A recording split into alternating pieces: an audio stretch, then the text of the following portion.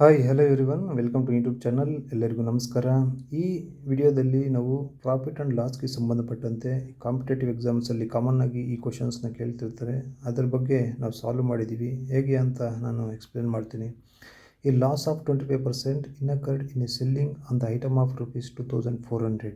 ಅಂದರೆ ಅವನು ಒಂದು ಐಟಮ್ನ ₹2400 ಮಾರಿದಾಗ ಅವ್ನಿಗೆ 25% ಲಾಸ್ ಆಗಿತ್ತು. Okay, what should be the selling price if there should be profit of 25%. ಅದೇ ರೀತಿ 25% ಅವನು ಪ್ರಾಫಿಟ್ ಬರಬೇಕಂದ್ರೆ ಅವನು ಎಷ್ಟು ರೂಪಾಯಿಗೆ ಆ ಪ್ರಾಡಕ್ಟ್ನ ಮಾರಬೇಕು ಅಂತ. ಓಕೆ, 25% ಪ್ರಾಫಿಟ್ ಬರಬೇಕಂದ್ರೆ selling price of the component ಎಷ್ಟಿರಬೇಕು ಅಂತ. ಅಲ್ಲಿ ನಿಮಗೆ 4 ಆಪ್ಷನ್ಸ್ ಕೊಟ್ಟಿದ್ದಾರೆ. ₹4000, ₹3600, ₹3000, ₹2400 ಅಂತ. ಓಕೆ, ಈ ಕ್ವಶನ್ಸ್ನ ನೀವು ಸಾಲ್ವ್ ಮಾಡಬೇಕಂದ್ರೆ ಒಂದು formula is very important. Selling price loss ಆಗಿದ್ದಾಗ ಏನು ಫಾರ್ಮುಲಾ, ಪ್ರಾಫಿಟ್ ಬಂದಾಗ ಏನು ಫಾರ್ಮುಲಾ ಅಂತ. ದ ಫಸ್ಟ್ ಲೈನಲ್ಲಿದೆ ಸೆಲ್ಲಿಂಗ್ ಪ್ರೈಸ್ ಲಾಸ್ ಆಗಿದ್ದಾಗ 100% minus loss percentage divided by 100 into selling price ಅಂತ. That is the standard formula.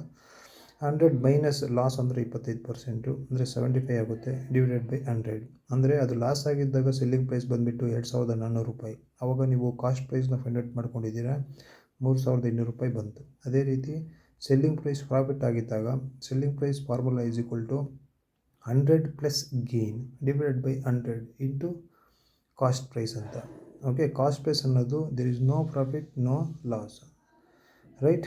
ಅದಕ್ಕೆ ಸಬ್ಸ್ಟಿಟ್ಯೂಟ್ ಮಾಡಿ 0.25% ಇನ್ಕ್ರೀಸ್ ಆಗುತ್ತೆ. 3200 ಇಂಟು 1.25 ಅಂದಾಗ ₹4000 ಬರುತ್ತೆ. ಓಕೆ, ಇಲ್ಲಿ ನಿಮಗೆ ಆನ್ಸರ್ ಬಂದುಬಿಟ್ಟು ಆಪ್ಷನ್ ಎ, ರೈಟ್.